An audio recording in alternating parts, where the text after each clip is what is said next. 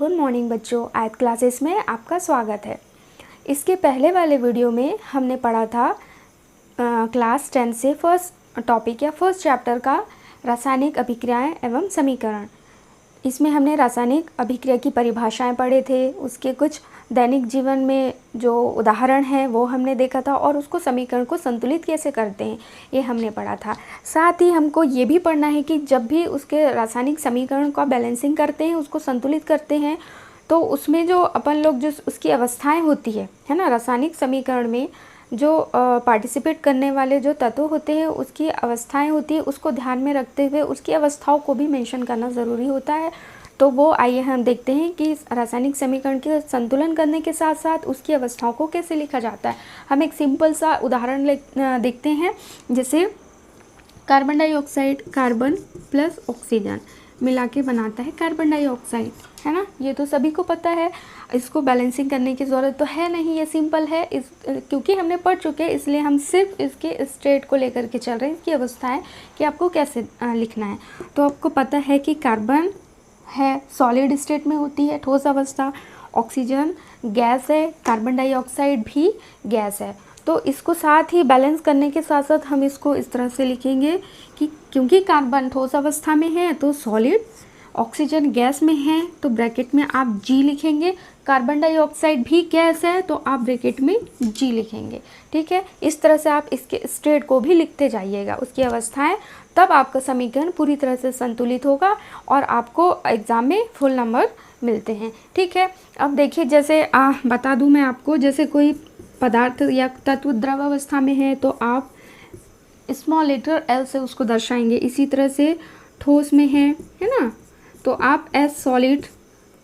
यदि कोई गैस में है तो उसके लिए आप जी, और यदि कोई तत्व आपका जलीय विलयन है ना, जलीय विलयन ले रहे हैं आप किसी भी तत्व का, उस कंडीशन पे आप उसको ए एन क्यू, मतलब एक्वस सोल्यूशन है तो आप ए क्यू के द्वारा उसको दर्शाएंगे। ठीक है, इसी तरह से जब पानी बनता है H2 प्लस O2 आपका बना H2O, है ना, वाटर। ये बैलेंसिंग नहीं है, हम इसको बैलेंसिंग करने के लिए चूँकि यहाँ पर है आपका 2, है ना, तो आप यहाँ लगा देंगे 2, ऑक्सीजन हो जाएगा 2 और हाइड्रोजन के लिए यहाँ पे आप लगा देंगे 2। ये आपका बैलेंसिंग इक्वेशन बैलेंसिंग हो गया। तो इस तरह से अब हम इसकी स्टेट बची हुई अभी अवस्थाओं को अपन ने समीकरण में नहीं दर्शाया है, तो इसके लिए अपन हाइड्रोजन है अगेन गैस, ऑक्सीजन भी गैस है, ये बनाया पानी, और पानी क्या है, द्रव है, तो उसके लिए आप इसको ऐसे प्रदर्शित करेंगे लिक्विड के लिए। अब ये समीकरण पूरी तरह से कंप्लीट हो गया। तो इसी के साथ ही आपका समीकरण संतुलन भी कंप्लीट होता है। अब हम आगे पढ़ते हैं रासायनिक अभिक्रियाओं के प्रकार, कौन कौन सी अभिक्रियाएं होती है और किस किस प्रकार से होती है ना, तो उसको आगे अपन कंटिन्यू करते हैं। देखिए, रासायनिक अभिक्रिया जो होती हैं वो 5 प्रकार की होती है। ठीक है, रासायनिक अभिक्रिया जो होती है वो 5 प्रकार की है। सबसे पहली अभिक्रिया अपन देखते हैं संयोजन अभिक्रिया। संयोजन अभिक्रिया, ये फर्स्ट है संयोजन अभिक्रिया। संयोजन अभिक्रिया, सेकंड वियोजन अभिक्रिया, आप लिख लीजिए वियोजन अभिक्रिया। थर्ड अभिक्रिया है विस्थापन अभिक्रिया। फोर्थ वन इज द्विविस्थापन अभिक्रिया, द्विविस्थापन अभिक्रिया। एंड फिफ्थ वन इज उपचयन अपचयन अभिक्रिया, उपचयन अपचयन अभिक्रिया। ठीक है, इस तरह से हम 1 बाय 1 करके सारी अभिक्रियाओं को पढ़ते हैं। सबसे पहले है संयोजन अभिक्रिया। ठीक है, आप इसको एक एक करके अपनी कॉपी में नोट करते जाइए विद एग्जाम्पल एंड डेफिनेशन। हम इसको धीरे धीरे पूरी रिएक्शन को कंप्लीट करते हैं। सबसे पहले हो गई अपनी संयोजन अभिक्रिया। संयोजन अभिक्रिया क्या होती है, जैसे कि नाम से ही क्लियर हो रहा है कि संयोजन मतलब जुड़ना, है ना। संयोजन मतलब होता है जुड़ना। तो अपन कह सकते हैं इसमें कि देखिए, जब अपने पास में कोई पदार्थ है, जब पदार्थ जुड़ेगा और जुड़ने के बाद में एक नया पदार्थ बनाएगा, ए एक पदार्थ है और बी दूसरा पदार्थ है, ये मिलकर के सी नया पदार्थ बना रहा है। तो ये अभिक्रिया कहलाती है संयोजन अभिक्रिया। ठीक है ना। अब देखिए इसको उदाहरण देखते हैं अपन। सेम उदाहरण अपन देखते हैं पानी का, H2 प्लस O2, ये क्या बनाएगा H2O पानी। संयोजन H2 एक अलग पदार्थ है, ऑक्सीजन एक अलग पदार्थ है, दोनों आपस में अभिक्रिया करके एक नया पदार्थ बनाई पानी। ठीक है, ये नया पदार्थ बनाते हैं पानी। तो अपन इसकी परिभाषा इस तरह से दे सकते हैं, अपन कह सकते हैं कि संयोजन अभिक्रिया ऐसी अभिक्रिया है जिसमें कि दो पदार्थ मिलकर एक एकल उत्पाद बनाते हो, उस अभिक्रिया को संयोजन अभिक्रिया कहते हैं, है ना। दो या दो से अधिक पदार्थ आपस में मिलकर एक नया उत्पाद बनाते हैं, उसको कहते हैं हम संयोजन अभिक्रिया। ठीक है, संयोजन अभिक्रिया की डेफिनेशन दे दीजिएगा और एक उदाहरण दे करके आप उसको बता दीजिएगा कि ये है संयोजन अभिक्रिया।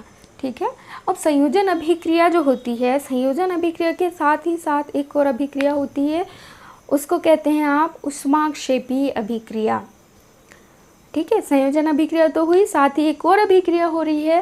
ठीक है, ऊष्माक्षेपी अभिक्रिया। अब अपन देखते हैं ऊष्माक्षेपी अभिक्रिया किसे कहते हैं, इसको आप नोट कर लीजिए।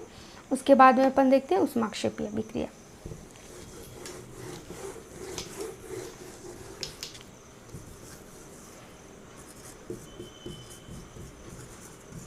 ऊष्माक्षेपी अभिक्रिया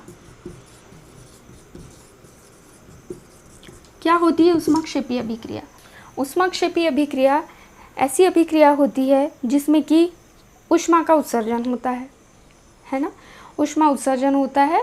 आप इसको कह सकते हैं कि ऐसी अभिक्रियाएं जिसमें उत्पाद बनने के साथ साथ, है ना, वे अभिक्रियाएं जिनमें उत्पाद बनने के साथ साथ ऊष्मा का उत्सर्जन होता है, ऐसी अभिक्रियाएं ऊष्माक्षेपी अभिक्रियाएं कहलाती है। ठीक है, वे अभिक्रियाएं जिनमें उत्पाद बनने के साथ साथ किसका ऊष्मा का उत्सर्जन होता है, ऊष्माक्षेपी अभिक्रियाएं कहलाती हैं। ठीक है, इसको भी एक उदाहरण लेकर के अपन देखते हैं। जैसे अपन देखते हैं, सिंपल सा उदाहरण देखते हैं जो सबको पता है इसके बारे में। अपने घर में जब साफ़ सफाई होती है ना, वाइट वॉश होता है, तब अपन देखते हैं कि अपन घर की जो पुताई करने के लिए चूना का यूज़ करते हैं। सबके यहाँ होता ही है ये चूना, जिसका फॉर्मूला है CaO। चूने को जब आप पानी में डालते हैं, भाई चूना लेके आया, अपन ने उसको पानी में डाला, ठीक है, H2O में जब आप डालते हैं तब क्या होता है कि एकदम से आप देखेंगे कि तुरंत वो पानी है वो बॉईल होने लगता है और उसके बाद एकदम से गर्म होने लगता है ना, एकदम गर्माहट के साथ में उसमें ऐसा लगता है जैसे ऊष्मा निकल रही हो बहुत तेज़ी के साथ। तो वही अभिक्रिया होती है जिसको आप कह सकते हैं ऊष्माक्षेपी अभिक्रिया, ऊष्मा उत्सर्जित हो रही है। ये बनता है CaOH, है ना, प्लस हीट, ऊष्मा उत्सर्जित हो रही है। ठीक है, ये हो गया बिना बुझा चूना है, ये बिना बुझा चूना, ये वो पानी के साथ में क्रिया करके और बन गया क्या, कैल्शियम हाइड्रोक्साइड।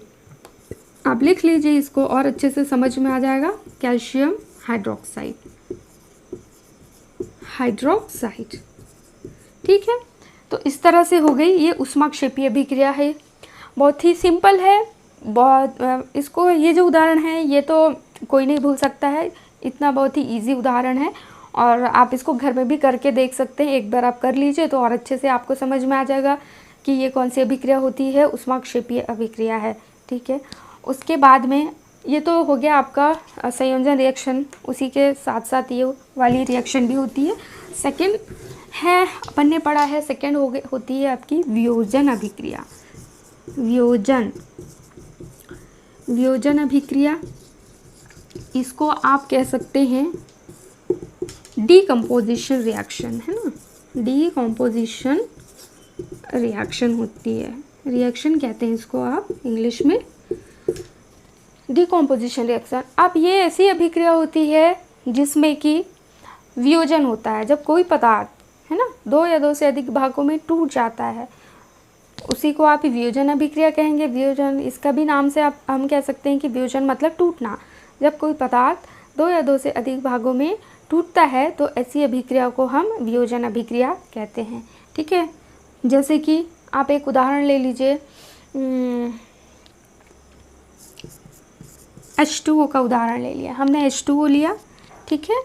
अब ये जब हम इसको, ये प्लस O2, ठीक है, ये हो गया आपका लिक्विड,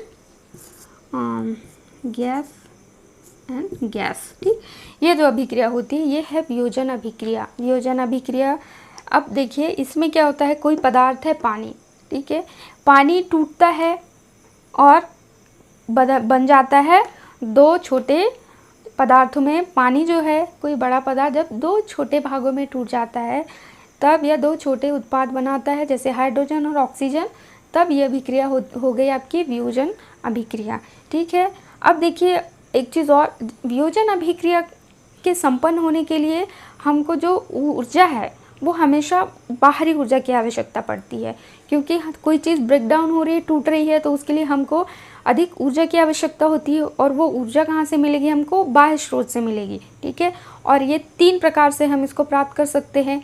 पहले तो हम इसको ऊष्मा के रूप में लेंगे, ऊष्मा वियोजन, ऊष्मीय वियोजन कहलाती है। दूसरा, अपन इसको विद्युत अपघटन के द्वारा तोड़ सकते हैं, कोई भी पदार्थ को, कोई भी यौगिक को, है ना, विद्युत अपघटनीय वियोजन हो गया। एंड थर्ड वन हो गया प्रकाशीय वियोजन, मतलब प्रकाशीय ऊर्जा का उपयोग करके कोई पदार्थ दो छोटे भागों में जब टूट रहा होता है तब ऐसी अभिक्रिया को अपन प्रकाशीय वियोजन अभिक्रिया कहते हैं। और ये वियोजन अभिक्रिया के ही प्रकार होते हैं। तो हम 1 बाय 1 तीनों अभिक्रिया को समझते हैं ना। वियोजन अभिक्रिया है, ठीक है। अब हमने जैसे पढ़ा कि वियोजन अभिक्रिया को अपन 3 उदाहरण से समझते हैं। सबसे पहला उदाहरण है आपका ऊष्मीय वियोजन। ऊष्मीय वियोजन मतलब ऊष्मा के रूप में, है ना, आप जो ऊर्जा ले रहे हैं वो ऊष्मा के रूप में ले रहे हैं और उस ऊष्मा का उपयोग करके वो जो पदार्थ है वो छोटे भागों में वियोजित हो जा रहा है, दो छोटे भागों में टूट रहा है। जैसे मैं ले रही हूँ ये कैल्शियम कार्बोनेट, ठीक है, कैल्शियम कार्बोनेट है, सॉलिड स्टेट में है। ये है ऊष्मा, ऊष्मा हम उसको दे रहे हैं, ऊष्मा की उपस्थिति में ये जो टूट रहा है ये, ठीक है, ये बनाता है CaO प्लस CO2। ये है सॉलिड, ये है गैस, CaO प्लस CO2। तो ये जो हो गया कैल्शियम कार्बोनेट है, उसको आपने ऊष्मा दिया, ऊष्मा की उपस्थिति में ये एक यौगिक है, बड़ा पदार्थ है, दो छोटे भागों में टूट गया, CaO और CO2, ठीक है। एंड सेकेंड अपन देखते हैं, जैसे जल अपघटन अपन ने पढ़ा, पहले वाला जो उदाहरण था वही उदाहरण अपन लेते हैं। पानी है ना, पानी जो है उसका अपन ने क्या किया, विद्युत अपघटन। पानी का अपन ने क्या किया, विद्युत अपघटन किया। आप यहाँ लिख दीजिए कि विद्युत अपघटन के द्वारा क्या हो गया, ये हाइड्रोजन प्लस ऑक्सीजन, ठीक है। तो ये आपका वियोजन का सेकेंड एग्जाम्पल है, विद्युत अपघटन। ये पानी जो है जब भी आप विद्युत अपघटन के लिए यूज़ करते हैं वो अम्लीकृत पानी होता है। हमने यहाँ लिख भी दिया है आपको समझने के लिए, अम्लीकृत, एसिडिक होता है ये। तो विद्युत अपघटन के बाद में ये जो है पानी वो दो गैस, एक तो हाइड्रोजन गैस और एक ऑक्सीजन गैस के रूप में प्राप्त होती है। एंड लास्ट है प्रकाशिकी वियोजन। प्रकाशीय वियोजन क्या होता है, प्रकाश की उपस्थिति में जो पदार्थ लिया है उसको आप दो भागों में वियोजित कर सकते हैं। नोट डाउन कर लीजिए, मैं यहाँ पर आपको थर्ड बता देती हूँ। ये ट्वाइस AgCl, ठीक है, ट्वाइस AgCl ये जो है ना, ये प्रकाश की उपस्थिति में ये ब्रेक डाउन होके ये वियोजित होकर के बनाता है Ag प्लस Cl2। ये सॉलिड है और क्लोरीन गैस है, ठीक है। ये हो गया आपका थर्ड। फर्स्ट हो गया ऊष्मा, ऊष्मा प्रदान करके आप वियोजित कर रहे हैं उस पदार्थ का। सेकंड हो गया विद्युत अपघटन के द्वारा उस पदार्थ का वियोजन किया जा रहा है। और थर्ड है प्रकाश की उपस्थिति में आपने ये सिल्वर क्लोराइड लिया, तो प्रकाश की उपस्थिति में ये दो भागों में टूट गया, सिल्वर और क्लोरीन दो पार्ट में हो गया। तो इसी के साथ साथ आपका जो ये वाला जो है सेकेंड वाला जो रिएक्शन है, वियोजन रिएक्शन, डिकम्पोजिशन रिएक्शन, ये उदाहरण के साथ साथ ये अपन ने देखा। इसके बाद जैसे अपन ने संयोजन अभिक्रिया के साथ साथ एक और अभिक्रिया हो रही थी ऊष्माक्षेपी अभिक्रिया, वो देखा था। वैसे ही वियोजन अभिक्रिया के साथ साथ एक और अभिक्रिया चलती है, वो अभिक्रिया है ऊष्माशोषी अभिक्रिया, ठीक है, एंडोथर्मिक रिएक्शन। उसको अपन, ये आपने नोट डाउन कर लिया, ठीक है। अब अपन इसमें इसी के साथ पढ़ते हैं रिएक्शन जिसको कहते हैं अपन ऊष्माशोषी, ठीक है, ऊष्माशोषी अभिक्रिया। ऊष्माशोषी अभिक्रिया है ये, ठीक है। ऊष्माशोषी अभिक्रिया exothermic reaction, sorry endothermic reaction, endothermic reaction, okay. Endothermic reaction, इसमें क्या होता है, ऊष्मा का अवशोषण होता है, उसके बाद में पदार्थ टूटते हैं, ठीक है। तो ऊष्माशोषी अभिक्रिया क्या होती है कि ऐसी अभिक्रिया जिसमें पदार्थ के बनने के साथ साथ ऊष्मा का अवशोषण भी होता है, ऐसी अभिक्रिया को ऊष्माशोषी अभिक्रिया कहते हैं। पहले ऊष्मा अवशोषित हो जाता है, चाहे वो प्रकाश के रूप में हो, चाहे वो ऊष्मीय ऊर्जा के रूप में हो, चाहे हम उसको विद्युत अपघटन ऊर्जा दे करके वियोजित कर रहे होते हैं। तो जितने भी एग्जाम्पल आपने इसमें वियोजन के दिए हैं वो सारे एग्जाम्पल आप एंडोथर्मिक या ऊष्माशोषी अभिक्रिया के लिए देंगे, ठीक है। तो ये आपके इतने रिएक्शंस कवर हो जा रही हैं इसमें।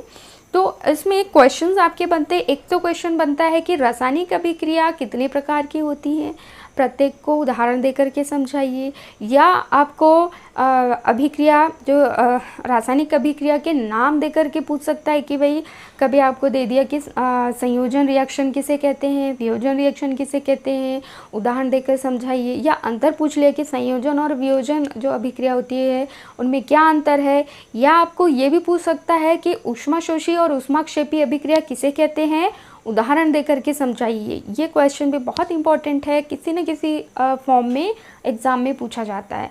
और एग्ज़ाम उसकी जो डेफिनेशन है ना, जो आपकी रिएक्शन है उसकी डेफिनेशन याद कर लीजिए और एक एक जो भी आपको इजी लगते हो ऐसे उदाहरण आप उठाइए, सेलेक्ट कीजिए। वैसे मैंने इजी एग्जाम्पल ही लिए हैं, आप लोगों के ही हिसाब से, आप लोगों के अकॉर्डिंग मैंने लिया हुआ है कि आप उसको देखें। और एकदम इजी है, फट से आपको बिल्कुल याद हो जाएगा और आप उसको एग्ज़ाम में लिख सकते हैं। बाकायदा एक एक दो दो लाइन की उसकी डेफिनेशन है और एक लाइन की उसकी आपकी एग्ज़ाम्पल हैं, ठीक है। तो ये आपके दो टाइप्स जो है रिएक्शन की, ये कंप्लीट होती है।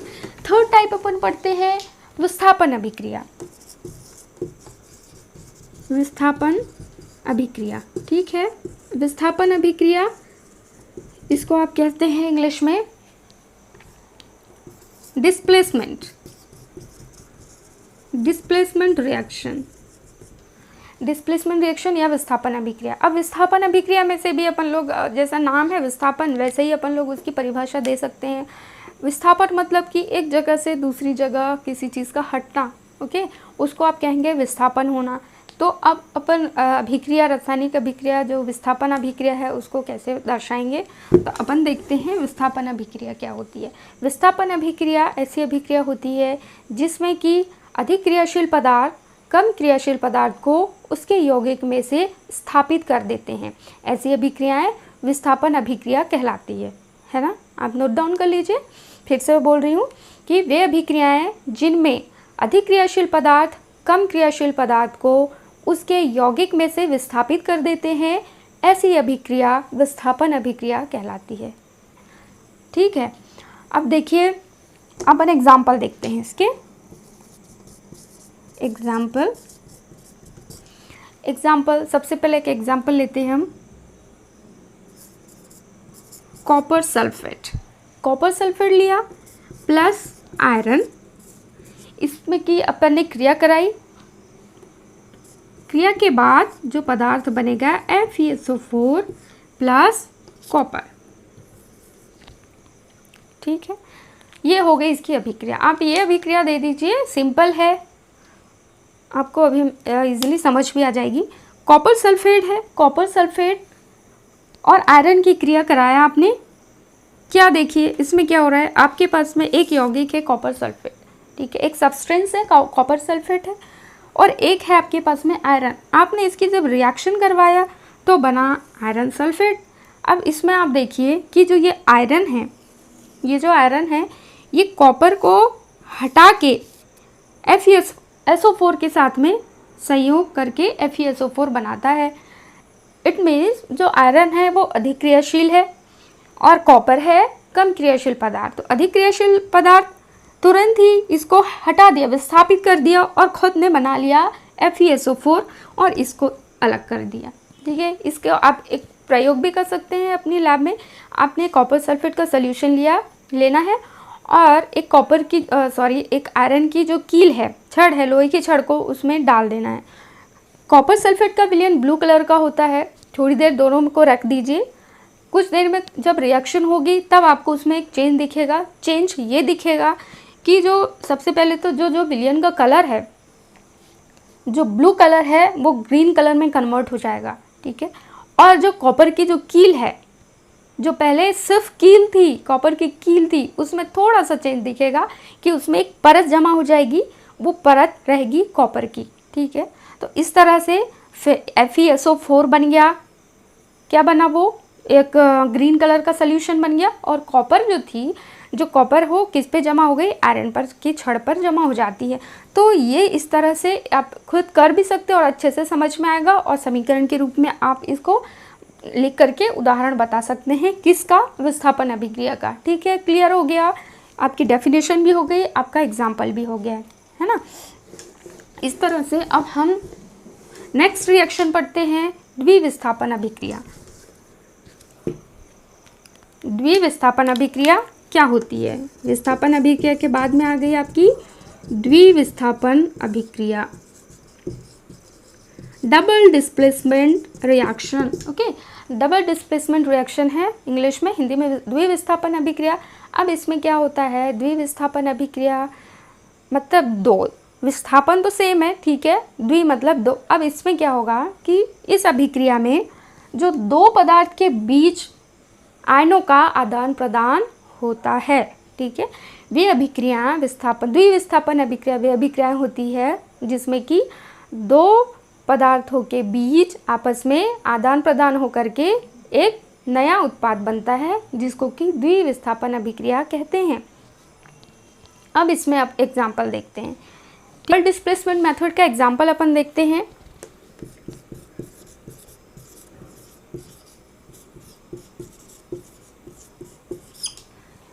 Sodium sulphate plus barium chloride जब रिएक्ट करती हैं, ठीक है, जब रिएक्ट करती हैं तो बनाती हैं BaSO4 प्लस ट्वाइस NaCl। ये है, आप इसको लिख लीजिए एक्वस, ये होता है आपका एक्वस, लेंगे आप इसको, ये भी एक्वस लेंगे, ये बनेगा सॉलिड एक्वस। ठीक है,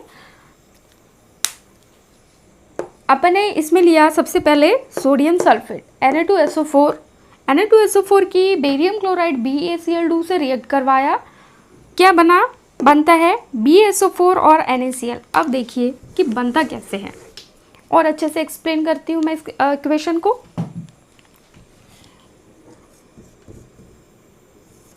Na2SO4 क्लियर है, प्लस BaCl2 रिएक्ट करके बनाएंगी BaSO4 और ये प्लस ये टूवर्ड्स NaCl। करेक्ट। अब इसको अपन समझते हैं डेफिनेशन की हेल्प से। इसमें देखिए आपके पास में दो यौगिक हैं, पहला है सोडियम सल्फेट, एंड दूसरा है बेरियम क्लोराइड।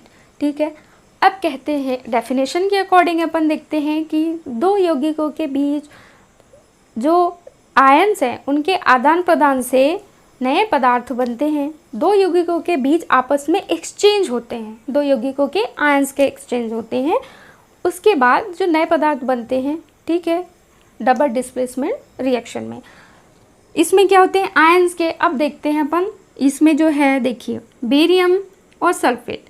बेरियम और सल्फेट में आपका यहाँ से सल्फेट बेरियम के साथ में जुड़ करके बेरियम सल्फेट बना दिया, और ये सोडियम और क्लोरीन आपस में मिल करके सोडियम क्लोराइड बना दिया। इसमें आपके आयन्स देखिए, बेरियम में 2+ आयन्स और सल्फेट में 2- आयन होते हैं। ठीक है, ये दोनों आपस में जब दोनों आयन मिलते हैं तो इनके बीच क्या हो जाता है, शून्य आवेश बनता है। तो इसलिए दोनों के बीच में रिएक्शन हो गई, BSO4 बनाया, और ये तो इसका इसके साथ और इसका इसके साथ दोनों का एक्सचेंज हो गया और ये बन गया। इस तरह से आप एक इस इक्वेशन के थ्रू बता सकते हैं कि डबल डिस्प्लेसमेंट रिएक्शन होती क्या है। ठीक है, ये तो फोर्थ हो गई। अब एक लास्ट रिएक्शन बची है, उसको कहते हैं अपन, उसके बारे में भी अपन पढ़ चुके हैं, वो है अपचयन उपचयन अभिक्रिया। अपचयन उपचयन अभिक्रिया फिफ्थ है, लास्ट, उपचयन एवं अपचयन अभिक्रिया। अपचयन अभिक्रिया, ठीक है। ऑक्सीडेशन इंग्लिश में देखें, oxidation and reduction reaction, reduction reaction. ठीक है, ऑक्सीडेशन सबसे पहले वन करके देखते हैं अपन। उपचयन अभिक्रिया, उपचयन अभिक्रिया क्या होती है, उपचयन या आप जिसको ऑक्सीडेशन कहते हैं। ठीक है, सबसे पहले मैं आपको उपचयन के बारे में बताती हूँ। उपचयन अभिक्रिया में फर्स्ट क्या होता है, उपचयन अभिक्रिया में या ऑक्सीडेशन अपन कहते हैं। तो ऑक्सीडेशन मतलब एडिशन ऑफ ऑक्सीजन ना, एडिशन ऑफ ऑक्सीजन, या हिंदी में आप लिख सकते हैं ऑक्सीजन का जुड़ना, है ना, ऑक्सीजन का जुड़ना या ऑक्सीजन का जुड़ना या हाइड्रोजन का निकलना, हाइड्रोजन का निकलना। ये दो लाइन में आप इसको समझ सकते हैं कि उपचयन अभिक्रिया में जब ऑक्सीजन जुड़ता है या हाइड्रोजन निकलता है, ऐसी अभिक्रियाओं को उपचयन अभिक्रिया कहते हैं। अपचयन अभिक्रिया होती है बिल्कुल इसके विपरीत होती है, जिसमें कि जैसे उपचयन में ऑक्सीजन जुड़ रहा है, अपचयन में आप लिख सकते हैं ऑक्सीजन का निकलना, है ना। अपचयन या रिडक्शन जो होती है उसमें आप कह सकते हैं हाइड्रोजन का जुड़ना, बिल्कुल विपरीत, बिल्कुल अपोजिट होती है। हाइड्रोजन का जुड़ना या तो ऑक्सीजन का निकलना, addition of hydrogen and removal of oxygen. ये क्रिया हो गई आपकी अपचयन की, ये क्रिया हो गई उपचयन की। आप लोग इसको लिख लीजिए, बहुत ही ईजी है, एक याद कर लेंगे, दूसरा जस्ट इसके अपोजिट है, बिल्कुल बन जाएगा आपको, है ना। इसके लिए हम उदाहरण के थ्रू समझ सकते हैं कि कैसी होती है। जब कार्बन जो है ना, हम सबसे पहले उपचयन को समझते हैं। कार्बन जब है ऑक्सीजन के साथ में जुड़ता है तो बनाता है कार्बन डाइऑक्साइड। इसमें ऑक्सीजन क्या हो रही है, जुड़ रही है। हमने देखा ऑक्सीजन का जुड़ना, इसमें भी क्या हो रही है, इस अभिक्रिया में ऑक्सीजन जुड़ रही है, इसलिए इसके बीच में जो रिएक्शन हो रही है उसको बोलेंगे अपन क्या, इसके बीच में होने वाली रिएक्शन को अपन बोलेंगे उपचयन रिएक्शन। ठीक है, उपचयन रिएक्शन। इसके बाद और एक उदाहरण से अपन इसको समझ सकते हैं। सेकेंड रिएक्शन अपन देखते हैं, कॉपर ऑक्साइड प्लस हाइड्रोजन। इसमें CuO हाइड्रोजन के साथ जब क्रिया करता है, जुड़ता है, तब बनाता है Cu प्लस H2O। अब इसमें देखिए, ये तो पहला अपन ने देख ही लिया, सेकंड अपन देखते हैं। इसमें क्या होता है, CuO जब हाइड्रोजन के साथ में जुड़ रहा है तब क्या बना रहा है, Cu प्लस H2O। इसमें देखिए जो Cu है वो ऑक्सीजन अलग हो रहा है, रिमूवल ऑफ ऑक्सीजन। तो हमने बताया था जब ऑक्सीजन निकल रहा है तो अभिक्रिया कौन सी अभिक्रिया होती है, उपचयन की अभिक्रिया होती, अपचयन की, हाइड्रोजन का निकलना, इसमें हाइड्रोजन निकल रहा है तो यहाँ पर कौन सी अभिक्रिया हुई? अपचयन की अभिक्रिया। ठीक है, अपचयन की अभिक्रिया। और यहाँ पर देखिए उसके बाद ये वाटर में क्या हो रहा है? ऑक्सीजन का जुड़ना। ऑक्सीजन जुड़ रहा है यहाँ पर इस तरह से, दोनों रिएक्शन हो रही है। दोनों रिएक्शन साथ साथ भी होती है, अलग अलग भी होती है। उपचयन अलग हो गई, अपचयन की भी अलग होती है, लेकिन जब दोनों की में दोनों अपचयन भी पार्टिसिपेट कर रहा है और उपचयन भी, तो दोनों रिएक्शन साथ साथ होती है। क्योंकि ऑक्सीजन जुड़ गया है, अपन ने यहाँ पढ़ा है ऑक्सीजन का जुड़ना मतलब उपचयन, ये है उपचयन। तो इस तरह से ये उपचयन की क्रिया, ठीक है, ये यहाँ दिख जाएगा इस तरह से, यहाँ हो गई उपचयन। तो दोनों जब क्रियाएं साथ साथ हो रही है उस कंडीशन पे भी एक नई रिएक्शन होती है, उसको बोलते हैं रेडॉक्स रिएक्शन। ठीक है, इन दोनों रिएक्शन जब एक साथ संपन्न हो रही है, ऐसी रिएक्शन जिसमें अपचयन अभिक्रिया और उपचयन अभिक्रिया दोनों साथ साथ संपन्न होती है, उस क्रिया को रेडॉक्स क्रिया या रेडॉक्स रिएक्शन कहते हैं। ठीक है, दोनों हो रही है तो उसको आप क्या कहेंगे? रेडॉक्स। यहाँ लिख देती हूँ मैं, रेडॉक्स रिएक्शन। रेडॉक्स मीन्स अपचयन प्लस उपचयन, दोनों तरह की क्रिया। अब देखिए जो उपचयन अभिक्रिया होती है, उपचयन अभिक्रिया का अपने दैनिक जीवन में प्रभाव भी अपन देख लेते हैं तो और अच्छे से अपन को समझ में आएगा। उपचयन अभिक्रिया के क्या प्रभाव हैं, अपने दैनिक जीवन में होने वाले प्रभाव। ठीक है, क्या प्रभाव हैं, यहाँ मैं लिख देती हूँ। उपचयन अभिक्रिया के प्रभाव अपन देखते हैं कि क्या प्रभाव होता है। सबसे पहली चीज़ तो अपन को सबको पता है ये चीज़, जैसे आप देखते हैं कि लोहे में जंग लग जाता है ना, लोहे में जंग लग जाता है। और भी बहुत सारी धातु ऐसी होती है कि किसी न किसी के कांटेक्ट में आकर के या फिर किसी से क्रिया कर लेती है, या कभी खुले छोड़ दिए बहुत दिनों तक रखी रह गई तो उसके कलर में परिवर्तन होने लगते हैं, कलर में चेंजेस आने लगता है। तो ये सब जो है, यही जो उदाहरण है वो है उपचयन अभिक्रिया के कारण से। तो सबसे पहला उदाहरण है संक्षारण। ठीक है, सबसे पहला इसका उदाहरण है संक्षारण। अब संक्षारण क्या होता है ये भी पूछा जाता है भाई एग्जाम में, संक्षारण किसे कहते हैं, है ना, संक्षारण किसे कहते हैं, परिभाषा दीजिए और उदाहरण दे करके समझाइए। तो संक्षारण मतलब जब कोई भी धातु, है ना, कोई भी धातु है वो आर्द्रता के, नमी, वायु या अम्ल के संपर्क में जब आती है ना, संपर्क में आती है तो उसमें क्या हो जाता है, परिवर्तन होता है धातु में, और उसको संक्षारण कहते हैं।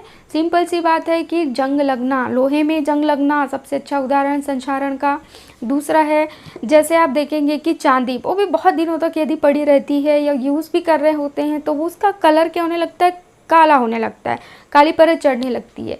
तीसरी चीज़ है, जैसे तांबे का बर्तन है, बहुत दिनों तक के पड़ा हुआ है घर पे, यूज़ नहीं हो रहा है, आप देखेंगे उसमें ग्रीन कलर की परत चढ़ने लगती है, हरे हरे उसमें तो कुछ ऐसे स्पॉट्स धब्बे दिखाई देने लगते हैं। तो ये जो सारे के सारे एग्जाम्पल हैं वो संक्षारण के एग्जाम्पल है। और संक्षारण कैसे होता है, जैसे कोई धातु जब आर्द्रता, नमी, वायु या अम्ल के संपर्क में आती है ना, तो वो उनसे क्रिया करके क्या बना लेती है, एक अलग सा ऐसा पदार्थ बना लेती है और उसी को हम संक्षारण कहते हैं। जैसे उदाहरण आप लिख लीजिएगा, लोहे में जंग लगना, लोहे में जंग लगना। ठीक है, फर्स्ट। सेकंड आप लिख लीजिएगा कि चांदी या सिल्वर, चांदी का काला होना। ठीक है, थर्ड भी आप लिख लीजिएगा, जैसे तांबे है, तांबे का बर्तन, तांबे में हरी परत का जमना। ये भी सब संक्षारण के उदाहरण हैं, है ना। तो इस तरह से ये हो गया संक्षारण। और इसको रोकने के लिए भी अपन करते हैं, जैसे धातु के ऊपर किसी अन्य धातु की परत चढ़ा देना, इससे भी आप लोहे में जंग लगने से उसको बचा सकते हैं, या उसमें पेंट या वार्निश कर देना। ठीक है, ये हो गया संक्षारण को रोकने के उपाय। ठीक है, अब अपन साथ साथ पढ़ते हैं विकृत गंधिता। दूसरा इसका जो उदाहरण है, पहला तो हमने पढ़ लिया संक्षारण, दूसरा जो है वो है विकृत गंधिता। ये भी उपचयन का विकृत गंधिता। विकृत गंधिता, ये है उपचयन का उदाहरण। ठीक है, अब विकृत गंधिता क्या है, ये भी 2 मार्क्स का एग्ज़ाम में पूछा जाता है, 2 नंबर के लिए क्वेश्चन आता है, ज़्यादा बड़ा तो नहीं आता है बट पूछा ज़रूर जाता है। विकृत गंधिता क्या होता है, हम बता रहे हैं कि जैसे आप कोई वसे की चीज़ है ना, वसा या तेल युक्त कोई खाद्य चीज़, खाद्य सामग्री रखी है आपके पास में, उसको आप बहुत दिनों से खुला रख के छोड़ देते हैं, तो आप देखेंगे कि धीरे धीरे लंबे समय के बाद में उसमें क्या होता है, एक अजीब सी स्मेल आने लगती है और उसका स्वाद भी परिवर्तित हो जाता है ना। जैसे आप कोई चीज़ रखें तो उसके स्वाद में आपको अंतर समझ में आने लगेगा, स्मेल आने लगेगी, तो यही चीज़ कहलाती है विकृत गंधिता। कोई भी तेलीय या वसायुक्त खाद्य पदार्थ को जब लंबे समय तक खुला छोड़ दिया जाता है तो उसमें से एक बुरी गंध और स्वाद आने लगता है। इस क्रिया को विकृत गंधिता कहते हैं, है ना। तो ये हो गया विकृत गंधिता। अब देखिए विकृत गंधिता को रोकने के लिए अपन क्या करेंगे, क्योंकि आप सबको पता है कि जब अपन मार्केट से कुछ चीज़ लाते हैं, चिप्स वगैरह, तो वो पैकेट में वो भी तो बहुत दिनों तक रहती है, लेकिन वो ख़राब नहीं होती है ना। जब तक कि पैकेट को आप खोलें ना, बंद है, तो आप चाहे जितने दिनों तक के रखें ना, उसमें स्मेल आएगी ना उसके स्वाद में परिवर्तन होगा। लेकिन जब आप खोलते हैं और खुला छोड़ देते हैं, उसके बाद उसके कुछ ही दिनों बाद आप देखेंगे कि उसमें अजीब सी स्मेल आने लगती है। ठीक है, तो उसको रोकने के लिए क्या करते हैं, आपने देखा होगा पैकेट जब लाते हैं तो उसमें बहुत सारा हवा भरा हुआ होता है पैकेट में। वो हवा भरने का कारण ये होता है कि उस पैकेट में जब चिप्स को डालते हैं तो उसके साथ साथ उसमें नाइट्रोजन गैस भी डाला जाता है, जो कि बहुत ही कम क्रियाशील होती है। कम क्रियाशील नाइट्रोजन गैस उसमें जब डालते हैं, उसके बाद में उसमें पैकेट लगा देते हैं, उसको पैकेजिंग की जाती है, तब आपको जो पैकेट है वो काफ़ी फूला हुआ दिखता है। कारण यही है कि उसमें नाइट्रोजन गैस भरी हुई रहती है। अब वो क्या करती है नाइट्रोजन गैस, वो जो पदार्थ है, खाद्य पदार्थ है, उसका आसानी से उपचयन नहीं करने देती है, आसानी से ऑक्सीजन से क्रिया नहीं करने देती है, उसको रोकती है, और इसलिए नाइट्रोजन गैस को आप पैकेट में भरा हुआ देखते हैं और पैकेट बहुत ही ज़्यादा फुला हुआ दिखता है। तो अपन ने एक एक करके पूरी 5 अभिक्रिया रिएक्शन पढ़ लिए हैं। ठीक है, अब पूरे आपका ये जो रिएक्शन तक का रासायनिक अभिक्रिया के जो प्रकार हैं वो चैप्टर मतलब उस चैप्टर का ये जो टॉपिक है ये एंड होता है, हम यहीं एंड करते हैं। इसके आगे हम नेक्स्ट वीडियो में कंटिन्यू करेंगे। आपको कोई भी प्रॉब्लम हो तो आप इस वीडियो में नीचे कमेंट्स करके हमें क्वेश्चन पूछ सकते हैं। धन्यवाद।